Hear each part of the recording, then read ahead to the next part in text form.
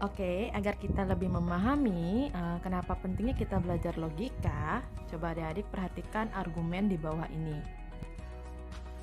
Jika Anda mahasiswa informatika, maka Anda tidak sulit belajar bahasa Indonesia. Jika Anda tidak suka begadang, maka Anda bukan mahasiswa informatika, tetapi Anda sulit belajar bahasa Indonesia dan Anda tidak suka begadang. Jadi, Anda bukan mahasiswa informatika.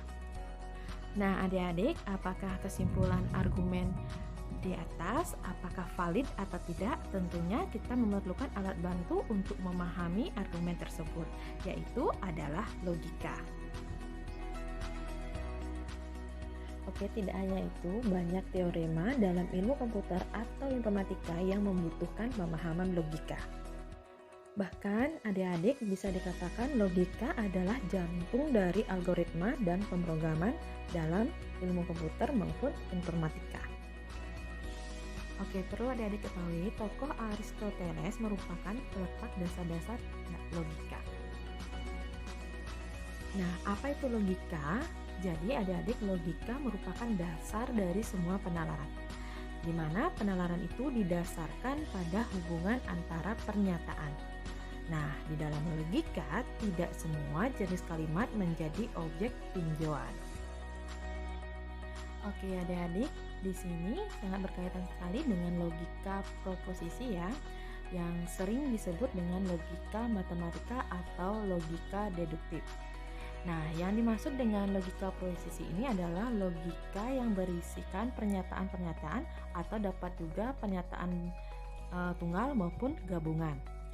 Pernyataan adalah kalimat deklarasi yang dinyatakan dengan huruf-huruf kecil yang dimisalkan dengan lambang P, Q, R, dan S. Pernyataan mempunyai sifat dasar yaitu bernilai benar atau pernyataan benar, atau bernilai salah atau pernyataan salah, tetapi tidak mungkin memiliki sifat kedua-duanya. Kebenaran atau kesalahan sebuah pernyataan dinamakan nilai kebenaran dari pernyataan tersebut.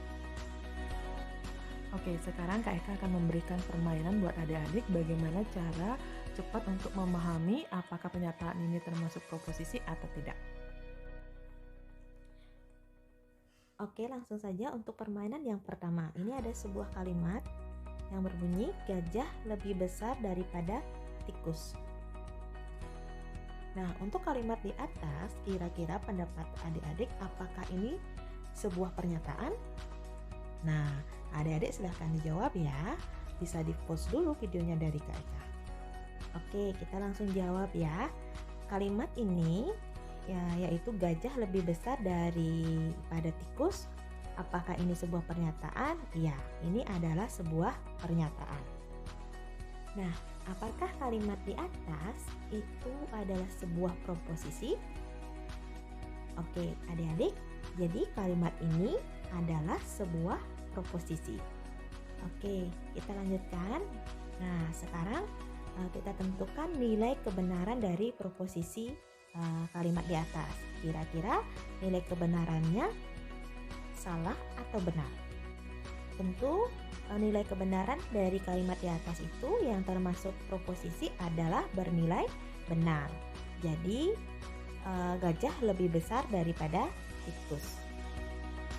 Oke, kita lanjutkan permainan yang kedua dengan kalimat yang berbunyi 520 lebih kecil dari 111. Nah, menurut adik-adik, apakah ini sebuah pernyataan? Ya, ini juga merupakan sebuah pernyataan. Dan ini apakah juga sebuah proposisi? Oke, adik-adik, ini juga termasuk proposisi. Kemudian, apakah nilai kebenaran dari proposisi ini? Ya, ini nilai kebenaran dari proposisi di atas adalah bernilai salah. Oke, kita lanjutkan untuk permainan yang ketiga. Di permainan ketiga ini ada kalimat yang berbunyi Y lebih besar dari 5. Apakah ini sebuah pernyataan? Ya, adik-adik, ini adalah sebuah pernyataan. Kemudian, apakah ini sebuah proposisi? Contoh ini tidak termasuk proposisi karena nilai kebenaran dari pernyataan tersebut bergantung pada Y, tapi nilainya belum ditentukan. Pernyataan jenis ini kita sebut sebagai fungsi proposisi atau kalimat terbuka.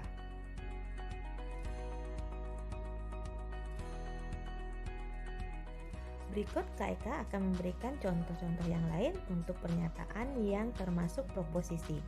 Nah, perhatikan di bawah ini ada beberapa pernyataan yang termasuk proposisi. 13 adalah bilangan ganjil. Kemudian ada pernyataan yang termasuk proposisi juga, Soekarno adalah alumnus UGM. 1 tambah 1 sama dengan 2. Ada monyet di bulan.